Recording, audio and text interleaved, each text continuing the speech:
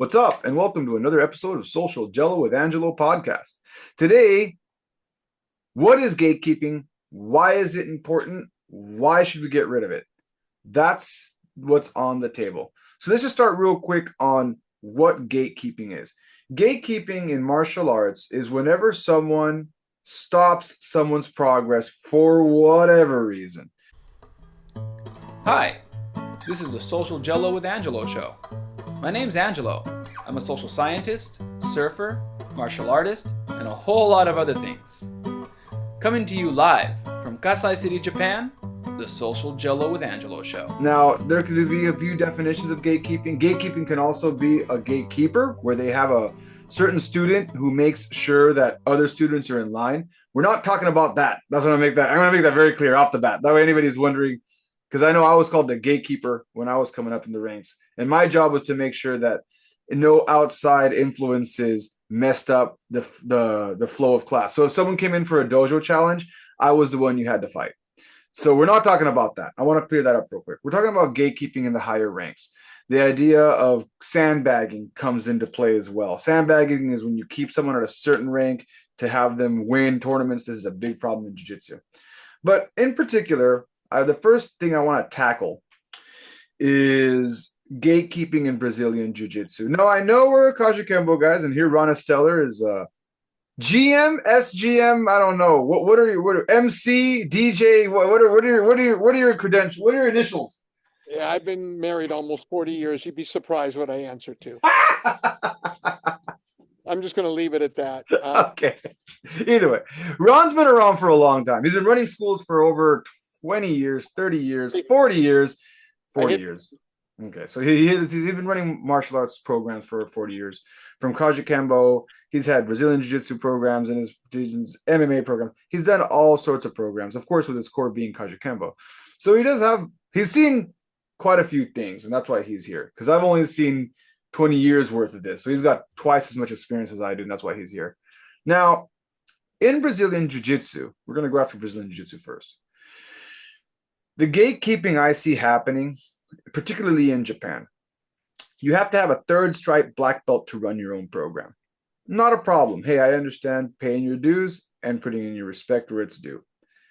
But the catch is, as a black belt, if you're running a program, if you're a black belt, brown belt, I'm a brown belt. If you're running a Brazilian Jiu-Jitsu program and you're not a third stripe black belt, then you're going to have to pay something that I like to call Brazilian Jiu-Jitsu taxes. So every year I have to pay the association fees for all my students. They told me that I should tack this fee on to my students, like tell them that they have to pay it. It just felt too nasty, dirty to do that to them. And after a while, I just got fed up with it. And since I'm running a Kajukenbo program, it's an MMA program, I have to have them have something. And I've mentioned this to people before, like, if you come in here for MMA, you want to do MMA, you want to do some kickboxing. Kickboxing is so much easier than Brazilian Jiu-Jitsu. What do they require? They require you to show up with gloves, a mouthpiece, whatever they want for their tournament. What do they need from me? They require me to pay a fee to have the person enter. What else do they require? An address. They need a physical address to make sure that I'm not just some quack that made up a story about running a program. So they require a physical address, and then they'll call me. So if one of my students sign up for a kickboxing tournament, they'll call me up and be like, hey, are you Level Up Gym at this address? Yeah, that's me. Are you the head coach? Yes, I'm the head coach. All right, thanks. That's all we were checking. Well, make sure your fighters are ready. That sounds good. Click. If it's a Brazilian Jiu-Jitsu tournament, specifically if it's IBJJF, they start asking me way more questions. They start asking me, who's my instructor? Did I pay the yearly fee to the IBJJF? Are they an IBJJF associate? And I understand that these things are there for quality, to make sure that I'm not some sort of, going back to the original part of not some sort of quack who just started making up stuff and putting people in a tournament. But at the same time, to check all those boxes, I have to pay a lot of money to a lot of people. And those people are paying a lot of money to other people too. So it's not even like I'm the buck doesn't even start with the person I'm handing over the fees to. Like, those fees are being handed to some other person. So where does the gatekeeping come in? Where the gatekeeping comes in, if I'm a fourth degree, fifth degree Brazilian Jiu-Jitsu black belt, there's a lot of benefit in keeping someone under third degree because I can keep taxing for a long time. So this is the issue for gatekeeping in Brazilian Jiu-Jitsu. If I keep someone at brown, make them take forever to get to black, and then really when we're talking about skills, actual skills, curriculum, because that's what you're supposed to be paying for, well, that's mostly up to me, the instructor. Like if you're blue belt in Brazilian Jiu-Jitsu, purple belt, you're going to be doing whatever they tell you to do. If you're a brown belt where I'm at, now you're making your own curriculum, presenting it to them. They're like, oh yeah, and they check it, or they might give you curriculum which they charge extra for, which looks very similar to my curriculum, and they have me make that choice. So to save money, I'd rather make my own curriculum, have them veto it, so I don't have to pay extra money, and then I can teach that. So really, I'm paying Brazilian Jiu-Jitsu tax. So that's the problem with Brazilian Jiu-Jitsu for gatekeeping. Now, hopefully now you know what gatekeeping is in Brazilian Jiu-Jitsu. I'm going to grab this topic and hand it over to Ron Esteller to see what he's seen, how he's seen gatekeeping, and what his experiences are with that. Yeah, you're absolutely correct on the BJJ. But I'm going to say this: money makes the world go around, the world go around, the world go around.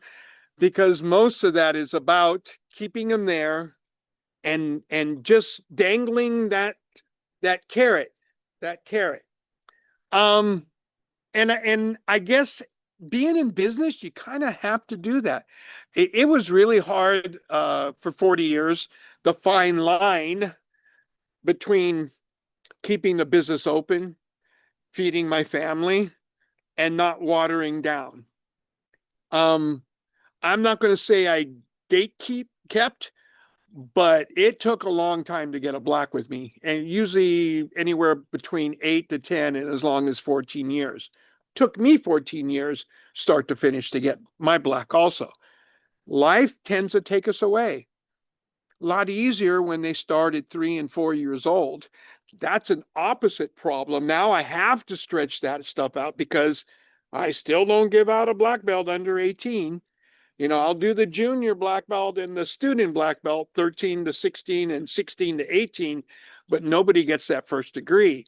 So I've got a lot of student black belts, a lot of junior black belts that never made it to the Kajukenbo family tree wall because you got to be first degree.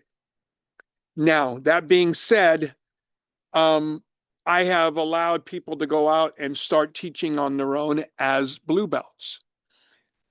I was allowed to go out and start teaching as a blue belt. I had my first group 1971 as a junior in high school, literally at the high school. So I've been teaching a while. A lot of it was for free. And then once I became a business person and it was my livelihood, some things changed. But making sure it was all curriculum driven. If you have the curriculum and you do it the way it's supposed to be done, then the next rank should come. I wasn't one of those ones that tested and charged $50 every time they tested. I still did it old school in class. It's a personal thing. I'd let parents know that their kid's getting promoted today and make it singular instead of as a group. I've had group ones, but I prefer to do it singular. I never kept anything, and my instructor never kept anything from students that wanted to learn and wanted to learn more. So personally, I never came up with gatekeeping like that. Gaylord shared everything he could ever have known, and some things he didn't know with us. He knew just enough pressure points to kill somebody, but thankfully we had somebody that knew how to revive because he didn't understand what I mean, right? Sometimes you don't get it all, and we all tend to want to be able to teach and learn something and then go right away and go teach it, whether we're proficient at it or not. But that's just in a teacher's nature, and especially martial arts where Grandmaster Yu is our senior grandmaster. You know, YouTube, Grandmaster U, right? So we're all learning and trying. I know you do. I'll see some. Oh, I'm going to try that class. Oh yeah. No. We just went over the bravado omniplata because I came across it and I just wanted to see it. I wanted to see how it worked. It's a low percentage technique, but yeah, I know we're thanks to the internet, curveballs come into the curriculum all the time. Absolutely. And thankfully there is so much more for us to continue to learn within the martial arts, because there's so much out there. There's always something for us to learn. So again, personally, I never came across the gatekeeping too much. I've seen it. I have a student that's also a student of Brazilian Jiu-Jitsu, and it's taken him a long time. Part of it, again, life takes you away. Work, girlfriend, marriage, kids, all that can and does take you away. So sometimes you may leave and come back. Some instructors almost make you start right from the beginning again, if not by rank, by feeling. And you might be the same rank, but in his mind, you're down here with the white belts again. You got to work your way back up to that to even go any farther than that. I see you shaking your head. Mm-hmm. You've seen it, lived it, and haven't we all? Yeah. And I'm going to switch gears real quick because it sounds like we're bagging on Brazilian Jiu-Jitsu. I'm going to switch gears and bag on judo. I have a friend who and I had him on the show before. I was hoping to have him on for this episode, and he's gonna go into much more depth for this next story. But he got his black belt and competed for the Judo Federation in France. He's French, and he spent his whole life doing judo. It's a very strict program. I'll put a link to it, what he did here, his life story. It's right here. But the crazy part about it is he had to go to the university. So in France, you can't just be a judo coach because it's a national sport. So you have to go to the university and study kinesiology and get a degree and a certificate to become a coach, like a PE teacher, right? So he went to the university, got all his certificates, paid a bunch of money for all these certificates, got certified, and got his black belt through judo after he got all those certificates, starts teaching. Here's the problem. Here's things. I believe he was teaching as well. I don't want to mess up his story, but I will say this much. He was a certified instructor in France. He comes to Japan. Japan says, no, we're not going to recognize your black belt gotten in a different country. And for those of you who are like, oh, because Japan is the best. I'm sorry. No. Even my wife, who's Japanese, just said, no, actually, France has a stronger judo team than Japan does right now. So you can grab that BS and throw it right out the window.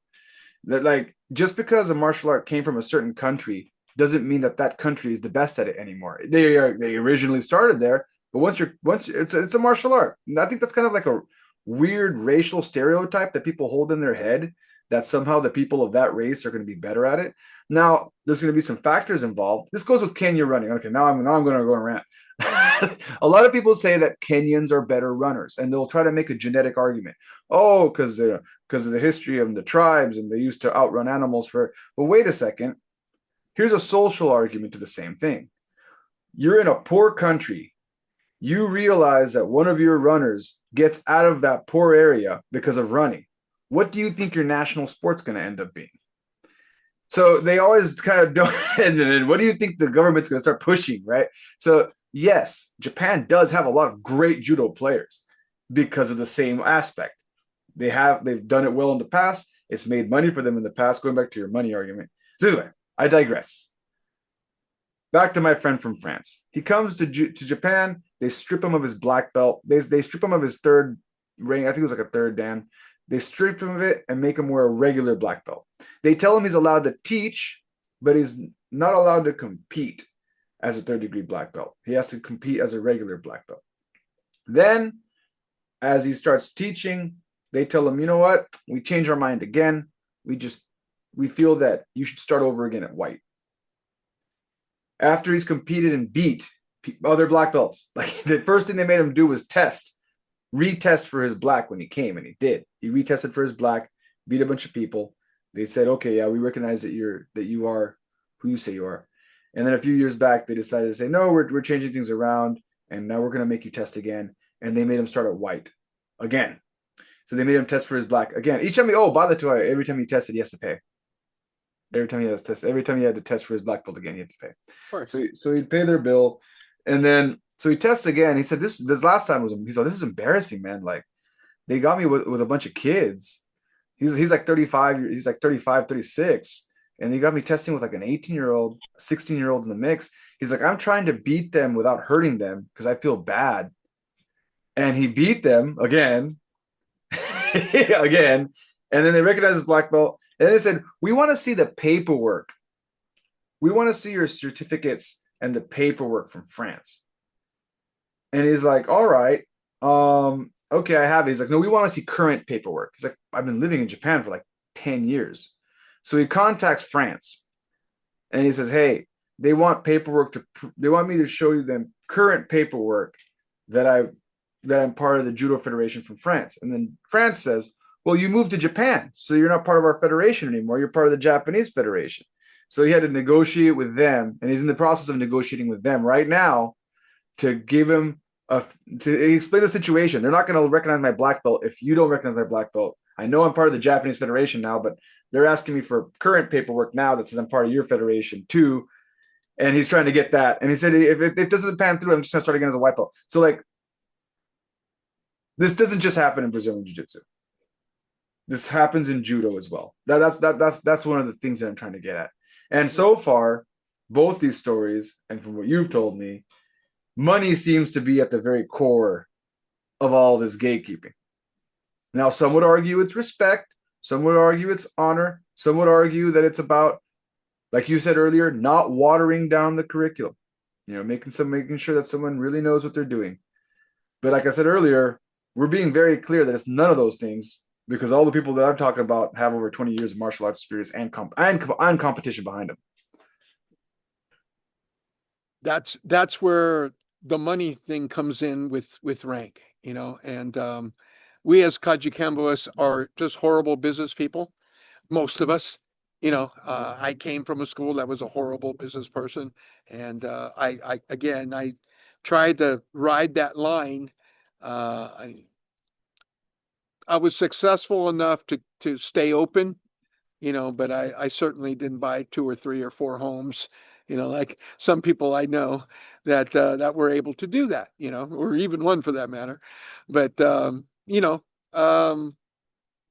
Kajukenbo has a tradition of being traditional. And I know you know what I'm talking about there, and some of that tradition almost is anti-business. Most of the stuff that we teach is anti-business.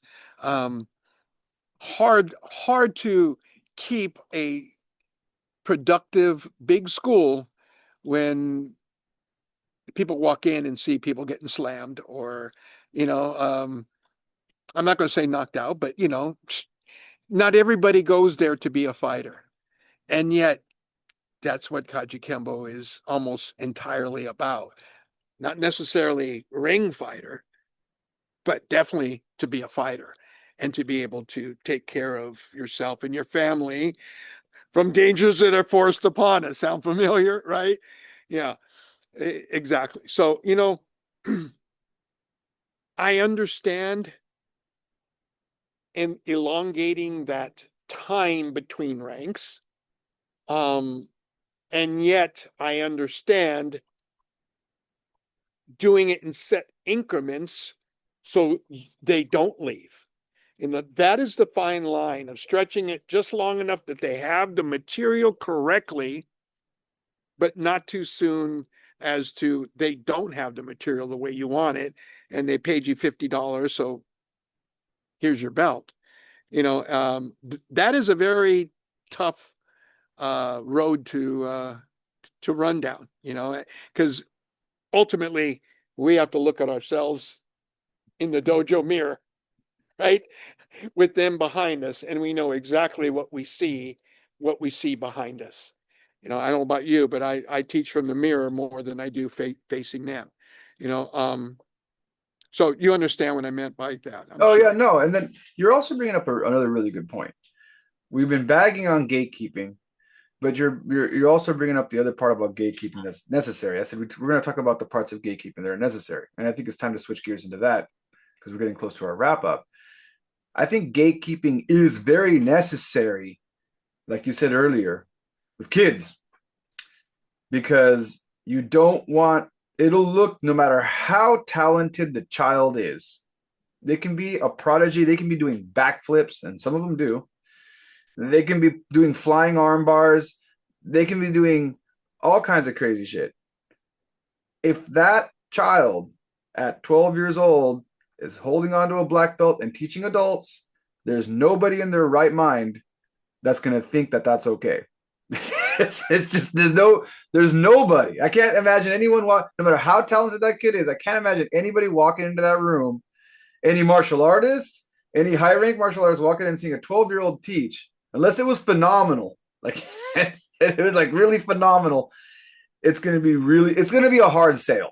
I'm sure it's happened and I've seen it happen before, but I've never walked into a room where I saw that happen, where later in a private conversation, it didn't come up later. Did you see that? How old was that kid? I think I saw a third stripe on a 12-year-old. And it will come up in private. They might not put that in public until they're instructed this is happening, but it'll definitely be talked about. And if seasoned martial artists are getting kind of triggered by it, imagine a parent and imagine someone who doesn't do martial arts that comes in and says, or an adult that wants to learn martial arts and they see a kid teaching. It's going to be a hard sale. I'm not saying it's not possible, but I am saying that this is where gatekeeping comes in. And I know it's that fine line you were talking about. You can argue that, hey, if it would make sense if the kids started training at 5 or 6, and now they're 12 years old, they've been training for 7-8 years, and let's say they're one of those crazy kids where they pretty much lived at the dojo, right? Like it might even be your kid. My kid's gonna be this. My kid is this. But my kid's not gonna be that, because I'm not gonna I told her, sorry. You keep it. Well, I got her. She got the purple belt recently. I told her, hey, sorry, you're going to be there for a very long time, and it's not because you're not talented. It's just because I just can't live with myself.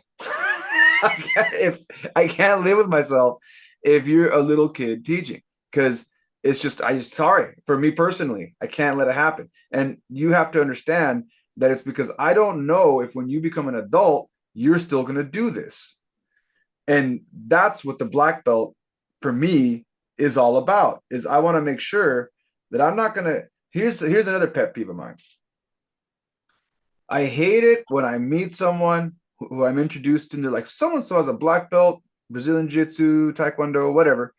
And I walk up to them like, hey, so you have a black belt? That's awesome. Like, oh, yeah, I have a black belt too. Yeah, cool. So where do you train? Oh, no, I did that when I was a kid. And I won a lot of competitions. I did I won the national championships. I won the IBJJF championships, whatever championship there was, they won. And it's like this thing that happened in their younger life. And I've seen it even happen with adults, not even kids. I met a guy the other day, he's a national champion, Brazilian Jiu-Jitsu in Japan. So where do you train? Oh, I understand life gets in the way, but it is a personal pet peeve of mine. Like, I get kind of like, come on, like, you're not training anywhere? Like, you just accomplished all this stuff, and it's just like, and that's, I guess you have something that I don't, because I just can't, I can't let it go. I can't ever see myself not training. So, yeah. So there's my rant's done. Ron? Well, it can be done. I have had 12 and 13, 14-year-olds not run a class, but teach a class with adults in it.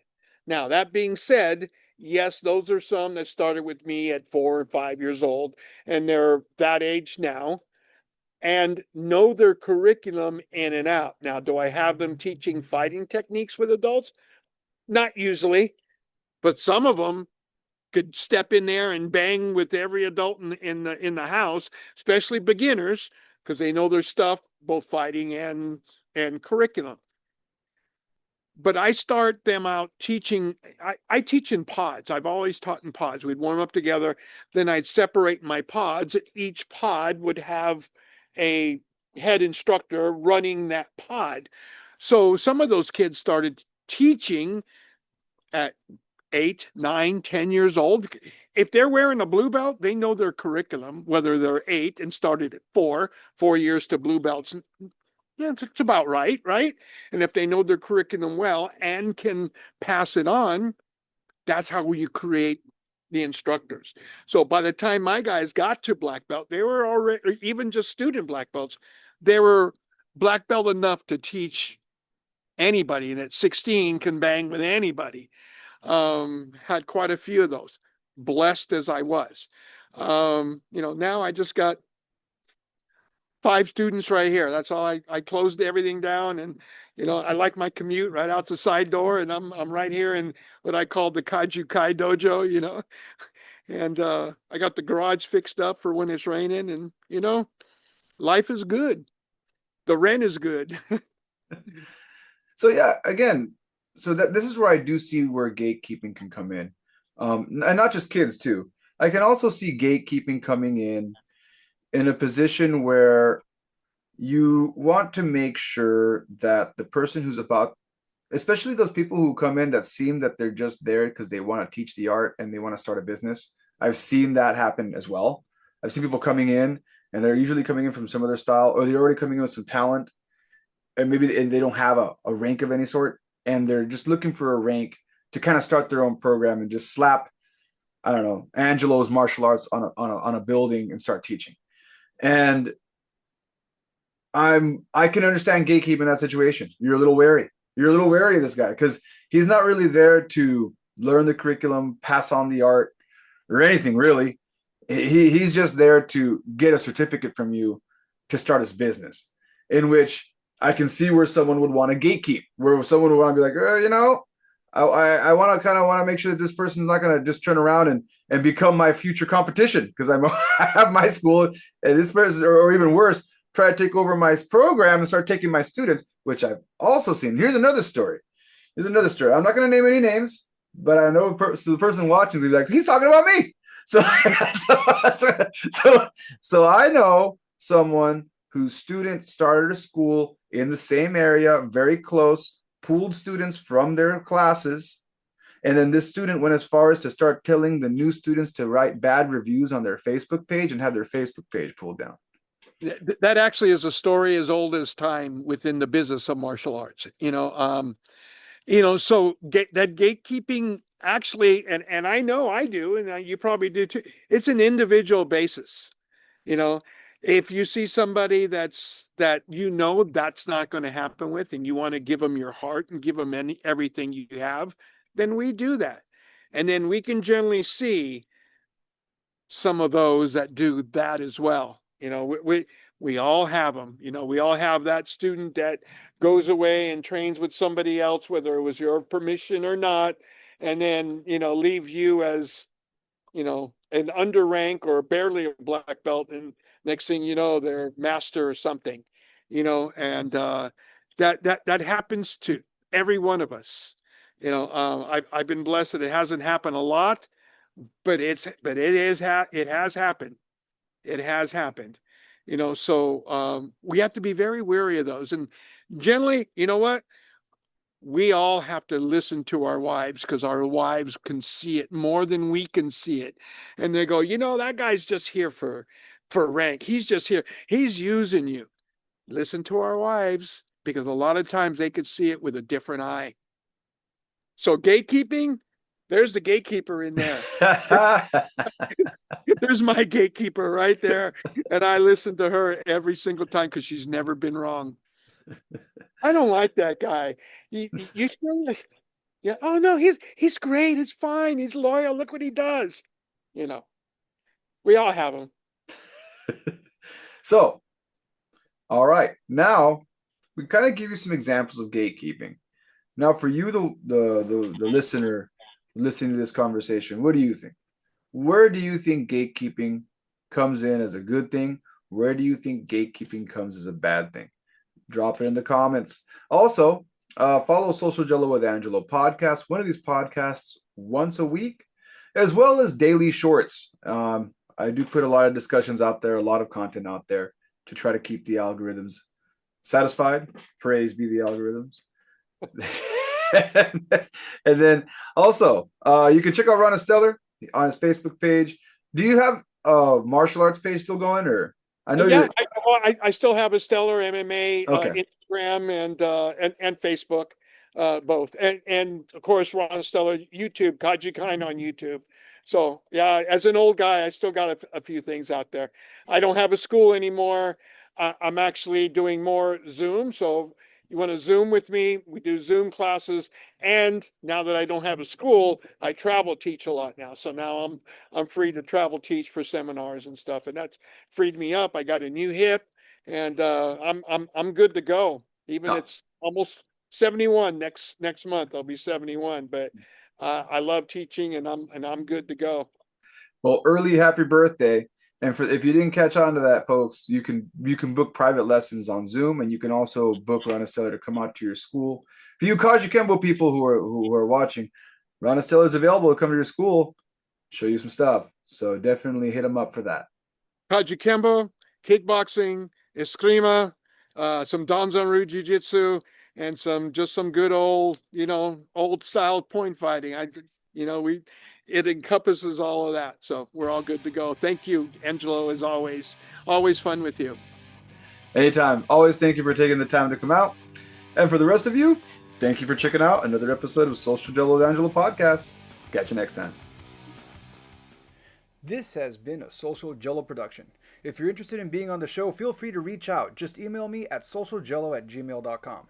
Don't forget to follow me on social media, Instagram, Social Gelo, Facebook, Social Gelo with Angelo, or follow me on my personal page under Angelo Ferrer. LinkedIn, search Angelo Ferrer.